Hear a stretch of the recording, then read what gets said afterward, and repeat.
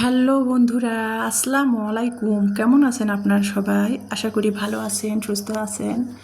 I হোক আমিও মোটামুটি ভালো আছি। একেবারে যে ভালো তা না, কারণ এজন্য একেবারে পুরোপুরি ভালো না বলতে, আমি তো অসুস্থ, আমার অসুস্থতার শেষ নাই।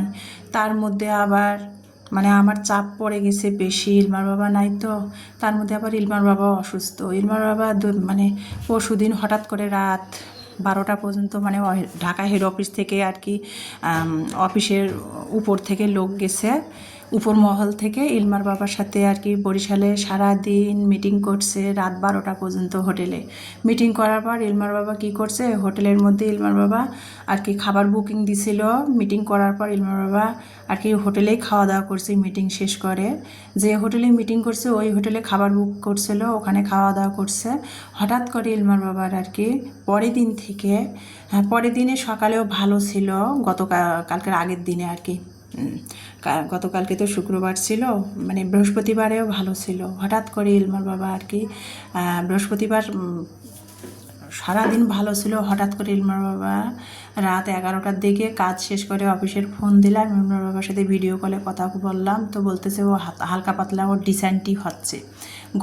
আমি ওকে বললাম যে তোমার গরম নিয়ে মনে হয় ডিসেন্টিগুলো হচ্ছে, হঠাৎ করে জার্নিং করে বাড়ি আসছিলা, জার্নিং করে গেছো, রোজা ছিলা পুরো 1 মাস, গরমের মধ্যে আপ ডাউন করছো জার্নি, তার মধ্যে আবার গরমটা সহ্য হয় নাই। আবার বুধবারে সারাদিন মার্কেটে কাজ করছে, অফিস ঢাকা হেড অফিস থেকে, তো যে বললাম উপর মহল থেকে ঢাকা হেড অফিস থেকে আর কি বড় পোস্টের আর কি লোক গিয়েছিল, কর্মকর্তা।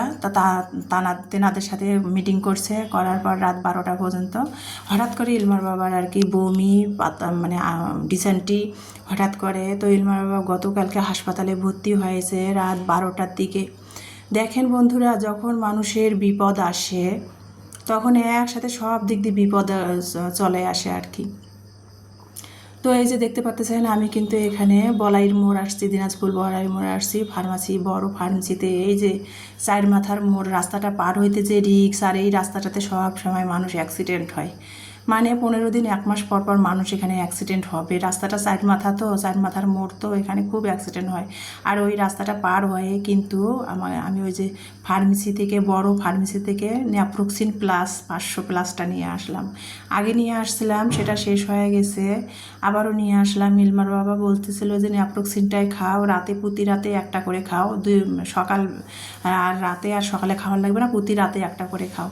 ব্যথা কমানোর জন্য খাচ্ছি, কিছু তো হচ্ছে না, তারপরেও খাচ্ছি, ব্যায়াম করতেছি, পানি সেঁক দিচ্ছি। তো যেটা বলতেছিলাম, ইলমার বাবা হঠাৎ করে রাত 12টার দিকে অসুস্থ হয়ে গেছে, বমি আর ডিসেন্টি। পরে হাসপাতালে ভর্তি হয়েছে। তা দেখেন, সে একা একখানে মেসে থাকে, যেহেতু চাকরির ক্ষেত্রে বরিশালে, তার পাশে কেউ নাই যে তাকে হাসপাতালে নিয়ে যা ভর্তি করবে। আর ওই যে বললাম, বিপদ কিন্তু একসাথে বলে আসে না। আমি এদিকে অসুস্থ, তারপরেও আমার ব্যথা, আমি চলে ফিরে খাচ্ছি কোনো রকম করে, দাঁতে দাঁত চিপে ধরে বাচ্চাদের নিয়ে চলে ফিরে খাচ্ছি। ওইদিকে ইলমার বাবা হঠাৎ করে গরম নিয়ে অসুস্থ। তো আমি বললাম যে হাতে স্যালাইন, গুড় দিয়ে লবণ দিয়ে হাতে যদি স্যালাইন বানিয়ে খাওয়া যেত, সেইটার উপকার বেশি হতো। তো ওখানে ও ছেলে মানুষকে ওকে স্যালাইন বানায় দিবে, তো সেই জন্য আর কি ডাব নাকি কিনে খেয়েছিল, চিড়া খেয়েছিল, চিড়া ভিজে আর কি খেয়েছিল, চিড়ার পানিটা। তারপরও কিছু হয় নাই, হাসপাতালে ভর্তি হয়েছে। 2 দিন হাসপাতালে ছিল, 1.5 দিন, 1 রাত 1 দিন আর কি হাসপাতালে ভর্তি হয়েছিল। তো আজকে হাসপাতাল থেকে ইলমার বাবা চলে আসছে, একটুখানি সুস্থ, আল্লাহর রহমত করছে। তারপরও শরীর খুবই দুর্বল। কী কারণে এটা হঠাৎ হলো? গরম তো পড়ছে, গরম তো কম বেশি আছেই, তো গরম পড়লে কি, গরম নিয়ে কি এইরকম অসুস্থ হবে একটা মানুষ? আর ইলমার বাবা তো সবসময় এরকম জার্নি করে, যেহেতু ফার্মাসিউটিক্যালে আছে, রিজিওনাল ম্যানেজার পোস্টে, সবসময় তো জার্নি করে, হোটেলগুলোতে মিটিং করে, ট্যুর করে, এরকম হয় না। হঠাৎ করে যে কেন এরকম হলো? আসলে কি বন্ধুরা জানেন, যখন আল্লাহ যার বিপদ দেয়, একসাথে সব দিক দিয়ে বিপদ বলে কয়ে আসে না, একসাথে সব দিক দিয়ে বিপদ ঘিরে ধরে। আমি এদিকেও অসুস্থ, ইলমার বাবাও ওদিকেও অসুস্থ, হাসপাতালে ভর্তি হয়ে মন মানসিকতাটা এতটাই খারাপ যে কি বলবো। আর সব কথা তো সবখানে শেয়ার করা ঠিক না, তো কি বলবো। তো আল্লাহ রহমত করছে, হাসপাতাল থেকে ইলমা বাবা আজকে বাসা মানে ও মেসে আসছে, ও যেহেতু মেসেই থাকে মেসে আসছে। আর মেসের খাওয়া দাওয়া কী বলবো, মেসে তো মেসের রান্নাগুলো তো ভালো না আর কি, পরিষ্কার পরিচ্ছন্নতাভাবে তো কোনো মেসেই রান্না করে না ভালো। মেসের খাবার তো একবারে যাতা অবস্থা, বাড়িতে যত্ন করে রান্না বান্না বাড়ির খাবার আর মেসের খাবার আসলে আকাশ পাতাল ব্যবধান। তার মধ্যে খাই মেসে, কি বলবো। আর চাকরির ক্ষেত্রে চাকরি করতে গেলে তো তাই করতে হয়, আর থাকে আর এক ফ্যামিলিকে রেখে আর একখানে। তো কি বলবো, এই যে অনেক বক বক করতেছিলাম। আর কি বন্ধুরা জানেন, আমি না কথা গুছিয়ে বলতে পারি না। তো যাই হোক, এই যে দেখতে পাচ্ছেন আমি এই অসুস্থতার মধ্যে কিন্তু আমি সাক্ষী রোজা করতেছি। আমার আগামীকাল রোজা দিলে শেষ হয়ে যাবে। তো আজকেও সাক্ষী রোজা আছি। তো সাক্ষী রোজা আছি, ইমানির তো শেষ, ইমানি নাই, আমি আছি। তো বাসি সব মানে ফ্রিজে ভাত ছিল, ওগুলা 2 মেয়েকে গরম করে দিয়েছিলাম, 2 মেয়ে খেয়েছে। ফ্রিজে শুটকির ভর্তা ছিল, সজনা ডাঁটার তরকারি ছিল, সেগুলো দিয়ে 2 মেয়ে খেয়েছে। এখন আমি রান্না করতেছি, সারাদিন রোজা ছিলাম। এখন বিকাল হয়ে গেছে, বিকাল 4টা। বেগুনি একটু বানিয়ে নিলাম, পাড়ার দোকান থেকে কিছু তরকারি নিয়ে আসলাম হালকা পাতলা, নিয়ে এসে ঢেঁড়স দিয়ে ভাবলাম যে ঢেঁড়স আলু দিয়ে মাছ রান্না করি, ঢেঁড়স আলু দিয়ে মাছের একটু ঝোল করি। আর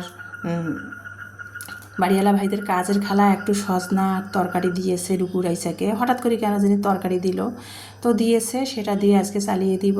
তো সব ঢেঁড়স আলু দিয়ে মাছ রান্না করতেছি। মাছটা প্রথমে লবণ হলুদ মরিচ মাখায় ভেজে নিলাম, তারপরে মশলা কষায়, তারপরে এই যে ঢেঁড়স আলুটা দিয়ে কষায় নিচে দেখতে পাচ্তেছেন। আর ইফতারের জন্য আমি যেহেতু একাই রোজা, ইফতারের জন্য বেগুনি একটু বানিয়ে নিয়েছি। ইমানি আমাকে আপেল কেটে দিল, ট্যাঙের শরবত বানিয়ে দিল। ফ্রিজে গতকালকে জিলাপি নিয়ে আসছিলাম, গুড়ের জিলাপি, সেটা রয়েছে। ছোলা ফ্রিজে ছিল, সেটা বের করে গরম করে নিলাম। আমি তো আর প্রতিদিন ছোলা সিদ্ধ করি না, মানে একদিন সিদ্ধ করে 1 সপ্তাহের জন্য করে নেই, গরম করে করে ফ্রিজ থেকে খাই। প্রতিদিন ছোলা সিদ্ধ করা আসলে একটা ঝামেলা, তার মধ্যে আমাদের কেনা গ্যাস, সিলিন্ডার গ্যাস, প্রতিদিন ছোলা সিদ্ধ করা বা প্রতিদিন সব কিছু করা তো আর সম্ভব না। সেই জন্য আর কি একদিন ছোলা সিদ্ধ করে মানে 1 সপ্তাহের জন্য নেই, ফ্রিজ থেকে পরে বের করে করে গরম করে নিয়ে নেই। তো সেটাই করলাম। তো ইমানি টেবিলে শব্দুল। আর দিনাজপুরের যে ওই যে কিছুদিন আগে ইলমার বাবা বাসা ঈদের ছুটিতে আসছিলো, পাঁপড় কিনছিল 4-5 প্যাকেট, তো ওর কলিকের জন্য 4 প্যাকেট নিয়ে গেছে, আর আমাদের বাসার ইমানি ইলমার জন্য 1 প্যাকেট রেখে দিয়েছিল। দিনাজপুরে আর কি মুগ ডালের পাঁপড় আর কি খুবই বিখ্যাত, ঐতিহ্য কিনা জানি না, কিন্তু বিখ্যাত দিনাজপুরে পাঁপড়ের জন্য। তো সেটা আর কি 1 প্যাকেট ইমানি ইলমার জন্য রেখে দিয়েছিল, সেটাই ভাজলাম, ভেজে নিয়ে নিলাম, নিয়ে ইফতারটা সেরে নিলাম। আর এই দেখতে পাচ্ছেন একটু চা বানিয়ে নিলাম। ইমানি পড়তে বসছে, তো ইমানিকে ভাবলাম একটু চা দেই, শরীরটা সতেজ লাগবে, পড়তেছে, ক্লান্ত দূর হবে। আমিও একটু নিলাম চা বানিয়ে, এই যে চা খাচ্ছি। খেতে খেতে আপনাদের মাঝ থেকে আজকে এখানে বিদায় নিব। আমার পাশে থাকবেন সবাই। তো চা খেতে গিয়েছি, এদিকে মানে ইফতার করতে বসছিলাম, চুলাটা বন্ধ করে দিয়েছিলাম, তরকারির চুলাটা। আবারও ইফতার করে নামাজ পড়ে এসে চায়ের কাপটা হাতে নিয়ে তরকারিটাতে মাছ ভেজে রাখছিলাম, সেটা দিচ্ছিলাম। আর ফ্রোজেন করা ফ্রিজে মানে ডিপ ফ্রিজে ফ্রোজেন করে ধনিয়া পাতা রেখে দিয়েছিলাম, সেটাই আর কি মাছের আর কি ঢেঁড়স আলুর দিয়ে যে মাছ রান্না করলাম তার উপরে একটু দিয়ে দিব। এই যে ডিপ ফ্রিজে পলিথিনের ব্যাগে করে ধনিয়া পাতা ফ্রোজেন করে রেখে দিয়েছিলাম, সেটাই আর কি দিচ্ছি। দিয়ে চুলার জালটা বন্ধ করে দিব, হয়ে গেছে যেহেতু। তো এই যে দিচ্ছি। আর আমার ফ্রিজটা ছোটো, তো বক্সে করে ধনিয়া পাতা রাখলে আর কি জায়গা হয় না, সেজন্য পলিথিনে করে রেখে দিয়েছি। তো ফ্রোজেন করা ধনিয়া পাতাটা মাছের উপরে দিয়ে দিলাম, দিয়ে তারপর চুলার জালটা বন্ধ করে দিব। ফ্রিজটা ছোট, জায়গায় হয় না, কোনো কিছু রাখার জায়গা হয় না, একেবারে যে বেশি করে কোনো কিছু সংরক্ষণ করব তাও হয় না। আর ফ্রিজ কিনবো করে আর হচ্ছেও না ফ্রিজ কেনা। তো যাই হোক, দেখতে পাচ্ছেন বাড়িওয়ালা ভাইদের কাজের খালা এই যে সজনা ডাঁটা দিয়েছে। গতকালকে আমরা রান্না করছিলাম, ভাইয়েরা কাঁচা যে সজনা গাছ থেকে পেরিয়ে দিয়েছিল, আজকে আবার খালা রান্না করা সজনা ডাঁটা কেন জানি দিল, রুপুরাই শাক মনে হয় খেতে দিয়েছে। আর এই যে ভাত হয়ে গেছে অলরেডি। তো এই যে এটা সারাদিন তো রান্না করে, রাতে 2 মেয়ে আমরা খাবো, তো সেটাই আপনাদের সাথে শেয়ার করলাম। তো আজকের ভিডিওটা এই পর্যন্ত। সবাই ভালো থাকবেন, সুস্থ থাকবেন, আল্লাহ হাফেজ।